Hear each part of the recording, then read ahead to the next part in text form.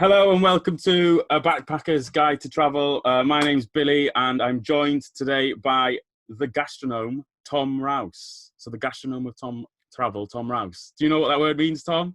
Okay. Well, I guess that it's something to do with food, yeah. It is to do with food, which we'll probably get on to later. So this is probably one of the first episodes, or the first episode that will go up. So this is basically, I'm going to be chatting with Tom about all things to do with travel. This is probably you're probably one of the few people I'm going to have on the podcast who I met before traveling. So we went to university together and unfortunately have stayed friends ever since. Anything else, Tom, that you want to add in terms of how we met or things like that? Or I know you've probably made some notes because I sent you all the questions. Yeah, well, I didn't make any notes about how we met, but we met at university, and we've only been away once, I think, together, just the two of us, haven't we, recently? Abroad, yeah. Yeah, we've been camping and things a couple of times as well, and then day trips to London, Burnley. Yeah. Many places. It's that's what I mean. It's quite. I think you're one of the few people. It's like I'm hoping that we'll have maybe a few of my other university friends, but I think we're the only two who've gone abroad, and that was only recently. We went to Madrid, which we'll probably get onto later on anyway. But so we've obviously just mentioned Madrid. Where else? What other countries have you visited, Tom? If you can list them off, or if you can remember them in order. I can go right back to when I was a baby, and I spent a gap year between preschool and actual school. I went to we lived in Vienna for a year, and so some of my earliest memories are of traveling through Europe in a car and then going to school in Vienna as well. Mm-hmm. But then we didn't really go abroad when we were growing up. We went to France camping once. And then apart from that, we didn't really go abroad. But then with school was my main experiences. My first few experiences of traveling were to New York. It was my first time ever on a plane, 2005. And I remember being very, very scared as we came into JFK Airport. We circled around. There was some sort of delay on waiting for the runway to be cleared. Yeah, we were waiting. And we were just circling. Obviously, in my head, 4 years previous had been 9/11. But that was really good. And then we went to Berlin, Munich, the Pyrenees with school as well. And I just remember enjoying the camaraderie that you have with a big group of people, like 60 to 100 people traveling together. You get to speak to people, and I've made friends that I wouldn't have made had I not have been on these trips. Yeah. And things like, and they always had a purpose to them as well, these trips, which I've always tried to sort of include in the trips that I've planned as an adult then. Mm-hmm. So we had concerts, obviously, with the orchestra that we had in school, or there was an exchange, or the Pyrenees, we hiked 100 miles in a week through the Pyrenees mountains, which is brilliant. But I've always sort of, I don't like holidays where you go to one place and you sit still for a week. It always has to be a little bit of a tour. Like I really enjoy the being in a place for a day, packing your bag again and moving on somewhere, which was what the Pyrenees trip was. Because the week after I came back from the Pyrenees or something, I went to Devon with my family. Yeah. And it just felt weird waking up and not moving to somewhere else because we walked 20 miles, stayed somewhere, walked 20 miles, stayed somewhere. But yeah, I've always really enjoyed traveling, but I've always said as well that I've not done as much as I would have wished in my 20s, but hopefully in the next few years I'll get. But no, yeah, I think because when I asked, you were one of you were the first person I've asked to do this, and you said you were automatically like, I've not done much, but like you've done in this respect of how I've gone and travelled for 9 months and things like that around the whole continent and things like that. Yeah, you might not, but you've still done some things. For example, I know you went to Italy, which you planned. Yeah. You planned the whole route and you were staying in hotels and things like that. You've not done many hostel experiences. You probably have done with school. You probably didn't realise at the time that they were hostels, as we found out in Madrid, which was your first ever experience in a hostel as an adult, at least. And it was, I remember, so the story behind that was I'd planned to go to Madrid, and then I asked you, do you want to come? You happily said yes. But you went out, I think, 2 days before me. So I went on the Saturday, and then you came on the Monday. Monday or Tuesday, didn't you? And I think you arrived, didn't you? And did you arrive and there was a load of like school children there as you walked through the door, and you were just thinking, what's going on? Where have I ended up going? Yeah, so, well, it wasn't so bad in hindsight. And I think I would definitely again, but I would prefer to be in a hostel room with somebody else. I know. I think just having that comfort of there's at least one person I knew. But when I went in there, when I went into the hostel room, I don't think the group of school children were there when I arrived. But right. I remember you telling me about the walk-in tour. Go on a walk-in tour. I was like, okay, yeah, I will. And I went down to join the walk-in tour, and there was about 70 to 80 14-year-olds. I thought, I can't do this. Yeah. No, I'd definitely recommend to anybody who's even cautious about flying by themselves or staying by themselves. I mean, I'm sure there are people who've had bad experiences, but 90% of the time, it's great. But to just come back to the Italy trip that I organised, it was the whole purpose of it was to sort of, well, we wanted to go to Italy, me and my partner at the time, and I wanted to provide a experience that I'd had in school where you would move from place to place. We weren't just going to one place in Italy and say, oh, we've been to Italy. So we booked flights from Heathrow or Gatwick, I can't remember which one, to Milan, and then flights back to London from Naples airport. So I knew that we had to get from there, from A to B, and we had 2 weeks to do it.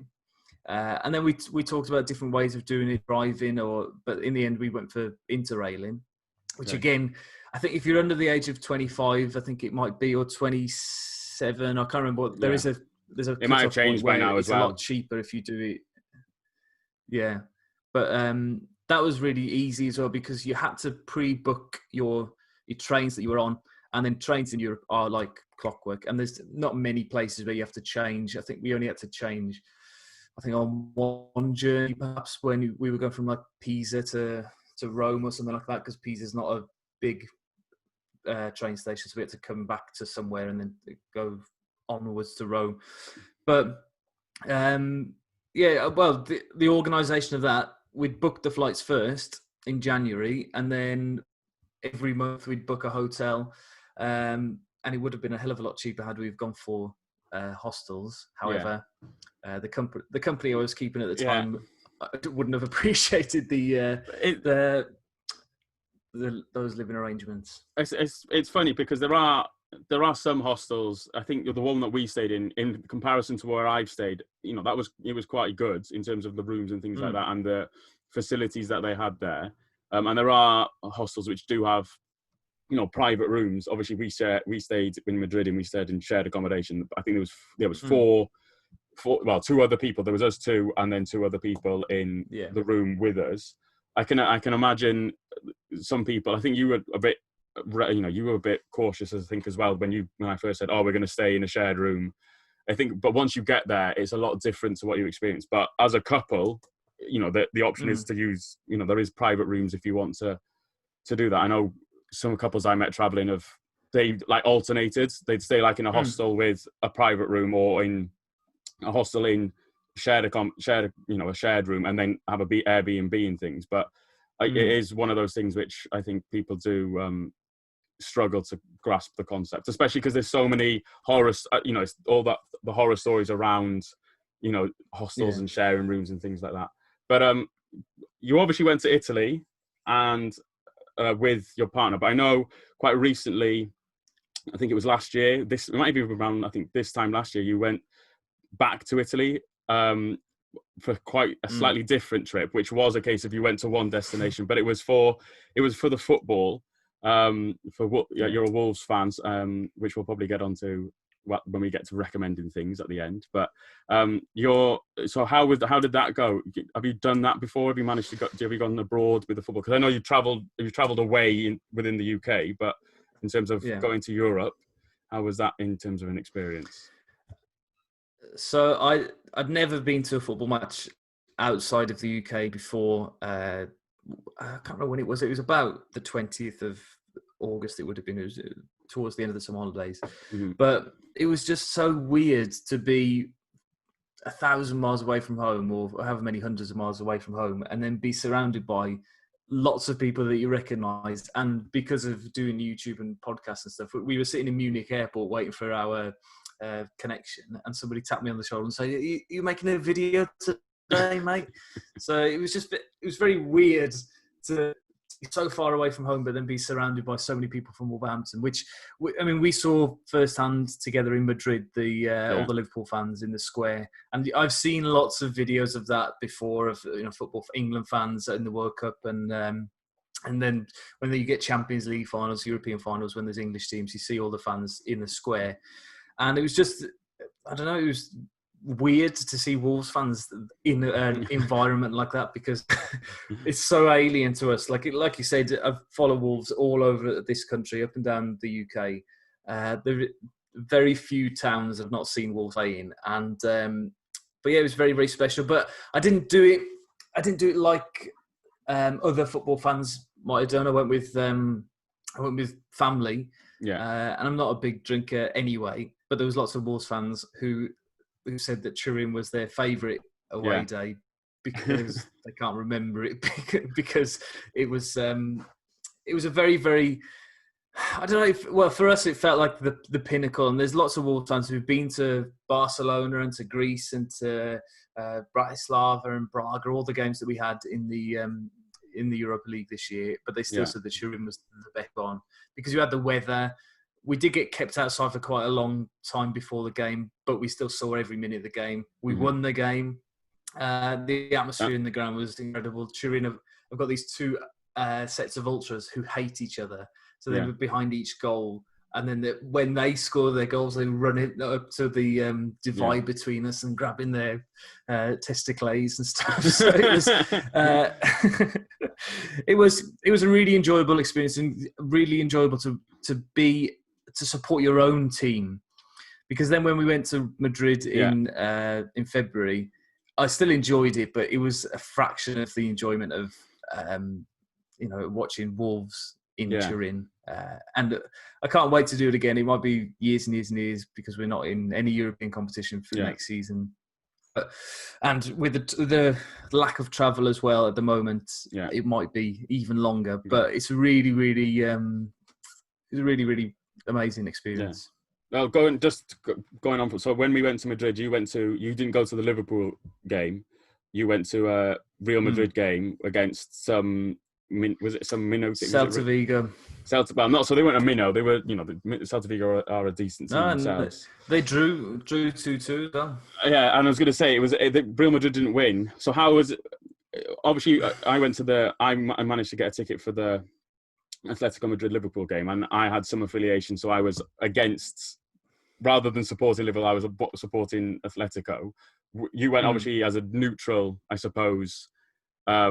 With Real Madrid and Celta Vigo, how was that in terms of an experience? Because I think you said at the time, you've never been to a football match where you've not supported a team.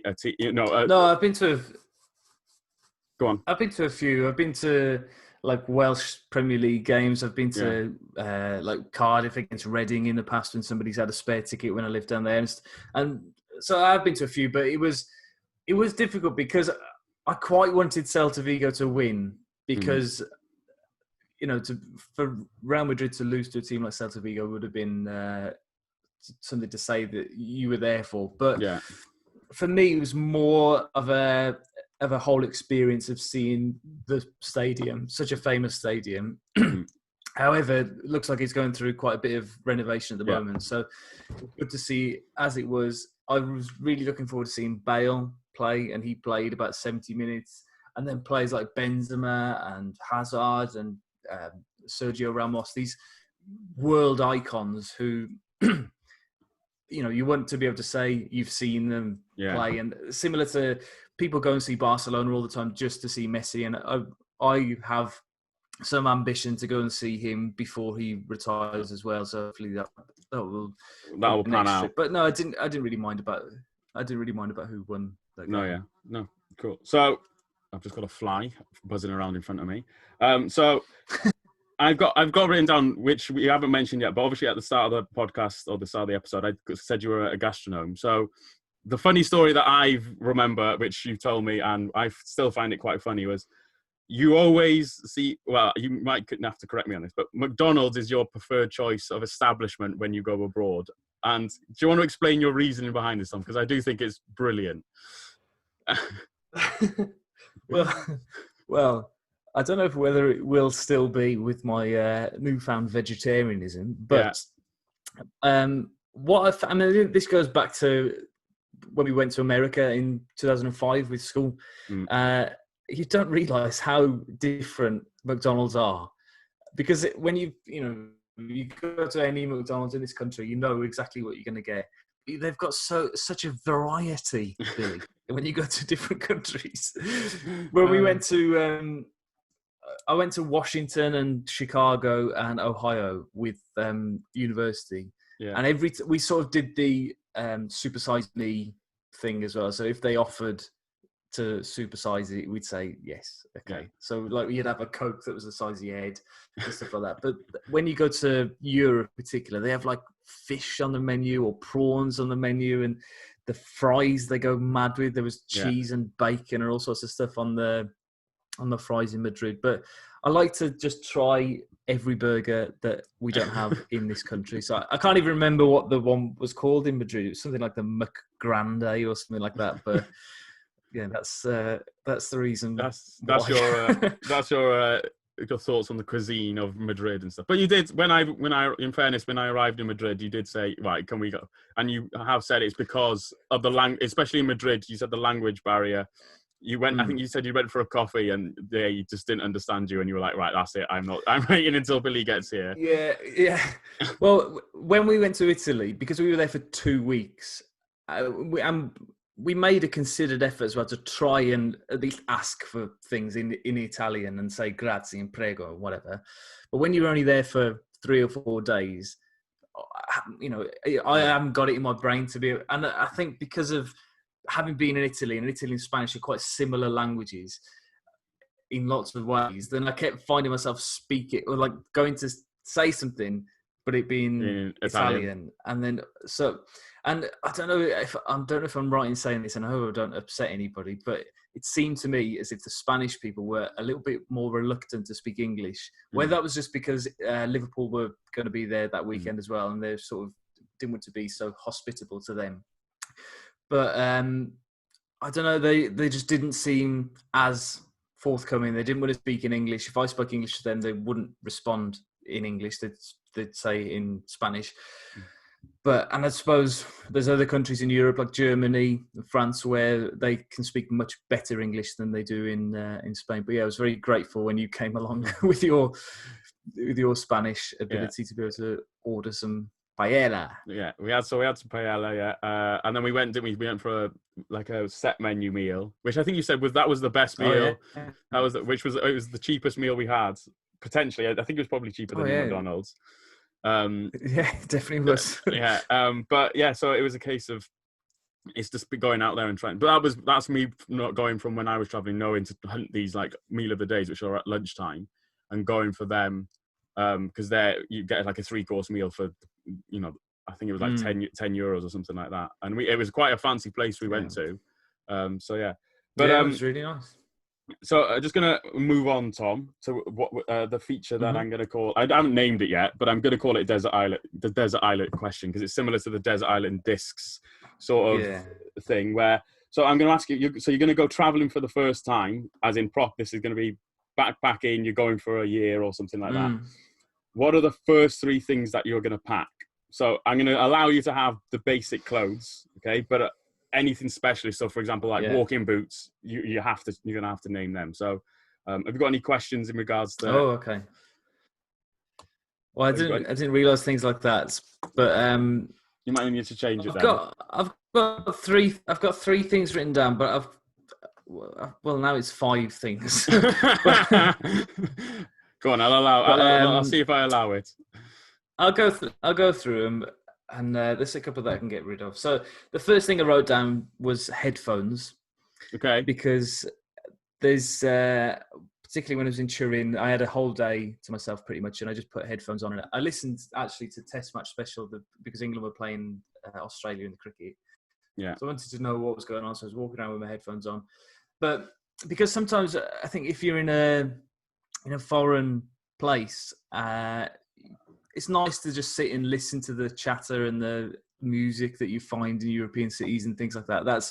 That's really enjoyable. But then also it's quite nice to just escape into your own head and sit in in the heat that you don't usually get in this country, apart from this week, obviously. Yeah. But just to relax and listen to something comfortable, or if you're traveling, I suppose, in between places, like an audio book or podcast, I think it's quite good to take your mind off and occupy your mind while you travel. Mm-hmm. The second thing I've got written down is Google Maps. I don't know if you're going to allow that. Well, I was going to say, you're probably, so your phone within the headphones, you'll have, I'm presuming obviously it'll be headphones and an audio device. So it's going to probably be your phone. So yeah, I'll allow you your phone. So your phone can go in with the headphones, that sort of thing. So Google Maps will be a given. But yeah, if you want anything you want to say about, go on. You've got to have Google Maps, because I can't begin to imagine what it must have been like 20 years ago, 30 years ago, when people were traveling around and having to sort of look at a real map and think, right, where are we, and drawing things on. I have had that experience though, when we went to America, even when that was 2012, some of the hotels that we went to, they would give us a map and they would draw on it where we needed to go to get to, like, I don't know, the metro station, or to the what's the name of it? Is it Wrigley Field in Chicago? The baseball playing, I think. No idea. Anyway. No idea. Don't ask me. But now with Google Maps, it sort of makes me feel stupid when I'm using it, because you should be stepping out of your comfort zone and speaking to people, locals, and asking them where is the best place to go or whatever. But where is the nearest McDonald's? So yeah, it's so convenient to use Google Maps, and you don't even need any like common sense or anything. You can just type in McDonald's, walk there, or there are some good things about it as well. Like, it will suggest the top 3 or 4 things to do in each area, which is very useful. But the other thing that I had written down as well was the Lonely Planet series of books. Yeah. So they're the best ones that I've come across for travel. I know that you used it when we went to Spain. That was where you found that restaurant from that Lonely Planet book. When we went to Italy as well, we had a huge book like that of Italy. It had everything in it for every place, more or less, and we could pick and choose things that we wanted to do. Yeah. And they have like maps and things. They have maps, like, they have the sections of the maps and things like that. And you can get, nowadays you can get them, like, I've got the PDF versions on my phone when I go, and so they are really good, and things like that. And then at least I think you can obviously then use Google Maps, or I use Maps.me is the map one that I use, which is slightly different, but it's because it's the only problem with Google Maps. Obviously, if you go outside of Europe at the minute, is you've got to download the maps and things, whereas Maps.me you get a smaller, it's a smaller store. It takes up less storage, does Maps.me with regards to Google Maps. But go on, carry on. Well, the other thing I was going to say as well is that some countries obviously you go to, and probably with us traveling to Europe in the future, you might not have the data roaming as we currently do. So having a physical book there, rather than trying to have to search through internet pages to find out what you need is quite useful as well. But and I suppose some people like to turn their phone off while they're abroad and just focus on the present, and using books like that is a really good thing. So I've got 2 more things written down. One is more of a thing to do than a thing to take. Okay. and I've only ever been on one, but walking tours, I would largely recommend to everybody. Yeah. Okay. I don't know if they're always free. Are they, Billy? But there are. So we're gonna have, if we save that, Tom, because I've got a top tip. That's what we're gonna end with. So we'll talk about walking tours at the end. So what's the other item that you're gonna take? The other item would be a football shirt. A football shirt. Or a couple of football shirts. Okay. Yeah, just so, because I've been not so much abroad, but if I've worn a football shirt on holiday in this country, as recently as last Easter, so Easter 2019, I was in a tiny village somewhere near Cardigan, in between Cardigan and Aberystwyth. Me and my dad were walking around, and it was just after that FA Cup semi-final, and somebody walked up to me and went, "Oh man, are you ever going to get over that?" Or something like that. And you just think, "Oh God." But I've also had nice experiences when I've been sitting in Wales somewhere, and somebody's come up to, another Wolves fan has come up to me and spoken to me, and it's a sort of like calling card. Everybody knows. It's a good. He's a Wolves fan. It's a good icebreaker. I've noticed that so when I went through when I was at travel in South America, I didn't take any Chelsea tops, but because I bought shirts of all the teams that I went to see. So me then arrived. So it was a case of locals then would be like, "Oh, why are you wearing that?" or things like that. Because I'd be arriving Peru wearing a Colombia shirt, and obviously I'm not a local or not from South America. Quite, I was burnt, and I've got a ginger beard, blonde hair, not the norm. And they were like, "Why are you wearing?" And it sparks a conversation. So it's a good thing. Obviously, you'd take a Wolves shirt, and which is quite. They're, no disrespect, but they're a smaller club, which they're probably more so now, more known around the world, thanks to this season in particular. But other countries might not know who Wolves are, and they have got quite a unique badge. I know when I was I think I was in Bolivia, and I saw there were loads of fake shirts and stuff, and I texted you, I think I sent you a photo of a fake Wolves shirt, and I was like, this is, it's quite surreal to see.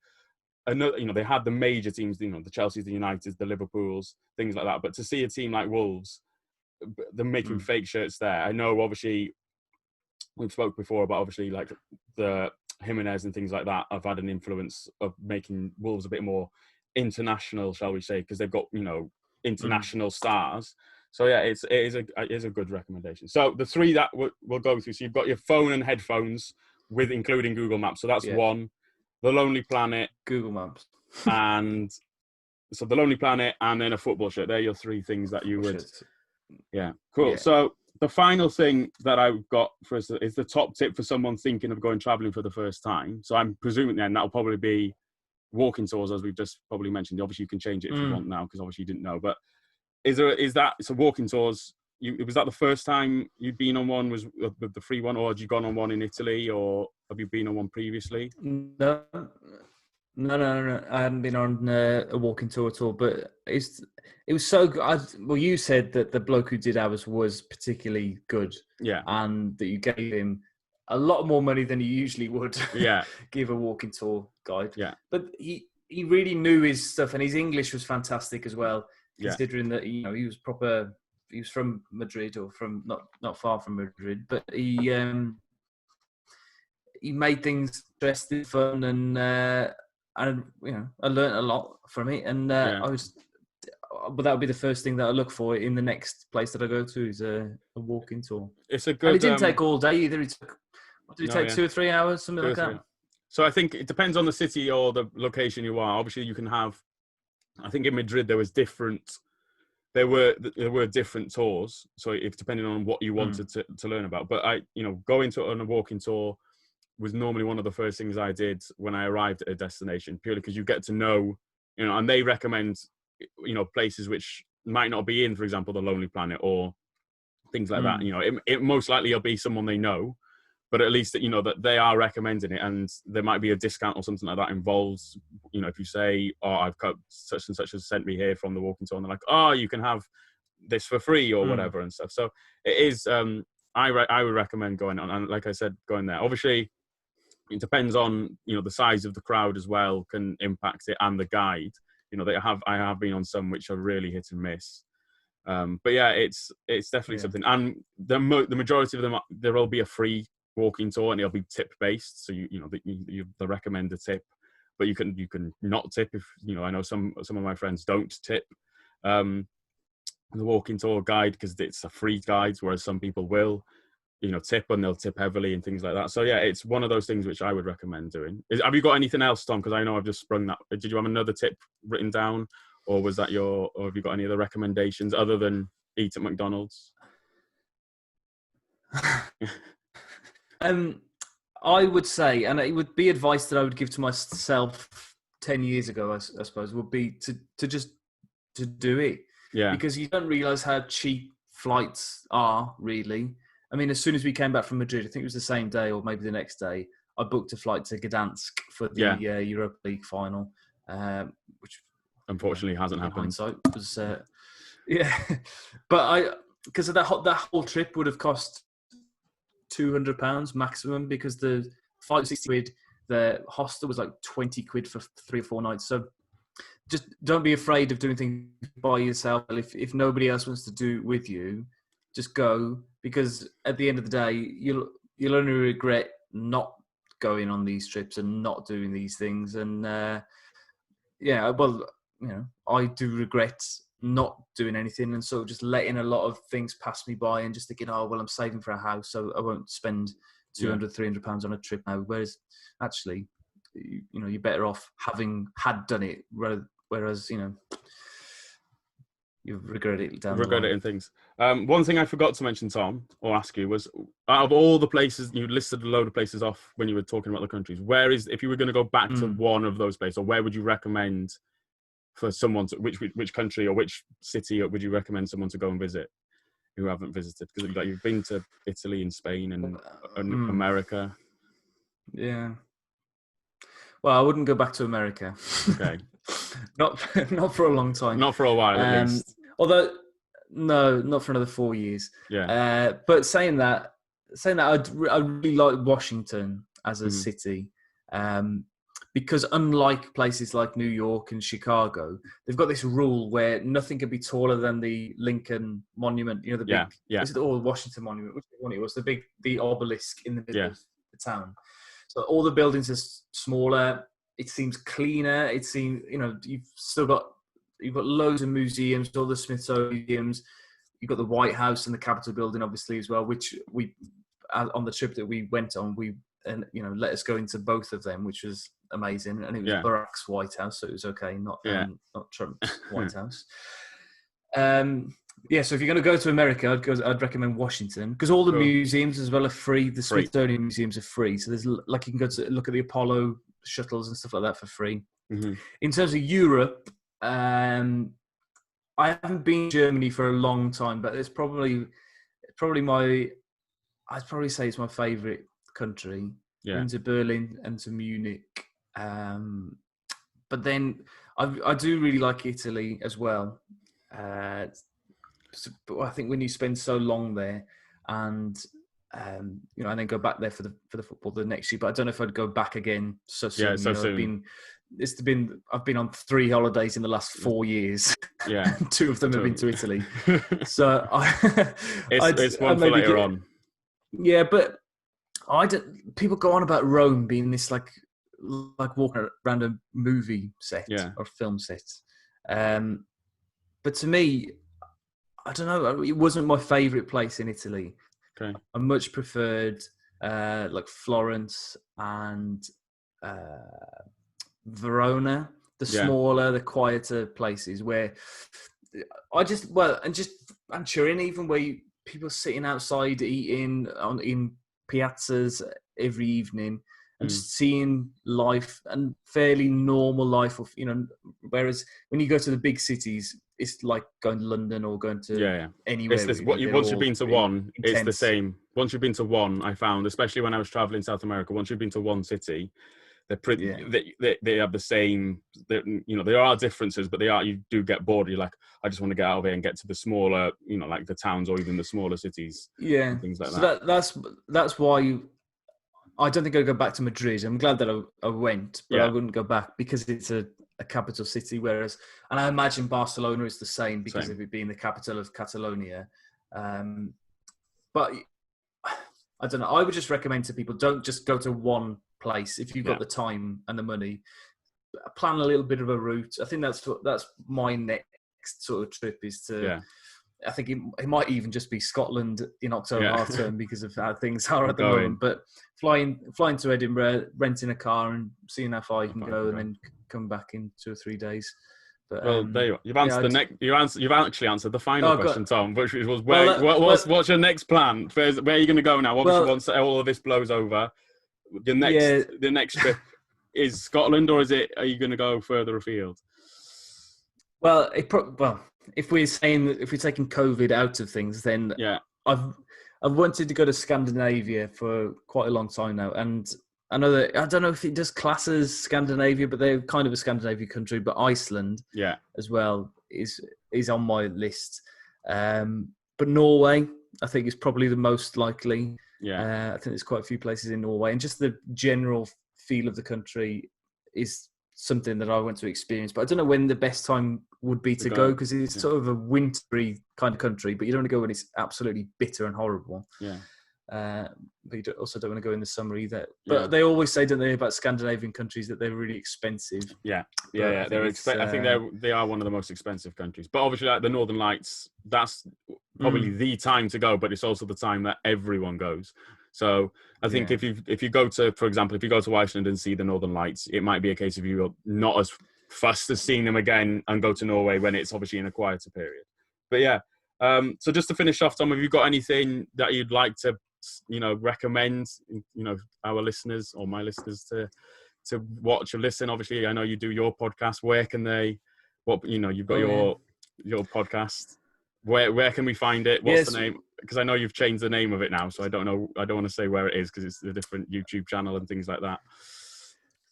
Well, at the moment, it's just Tom Rouse on YouTube, and if you type Tom Rouse into Twitter as well, it'll be on there.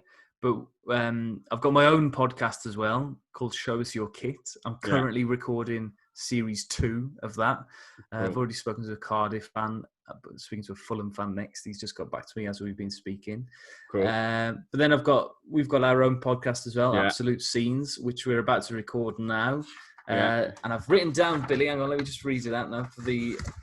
you've got a blurb at Scenes Pod, at Scenes Podcast or Absolute Scenes Pod on Instagram. So plenty of episodes there to listen to in the back catalogue of that. But cool, awesome. So if you've enjoyed this, please subscribe and share this with your friends. I know, obviously this has only just come out, so it's probably the first episodes. But I'm trying to obviously do this with. There'll be different people from different walks of life and things like that. But thanks, Tom, for coming, and we'll see you all next time. Bye.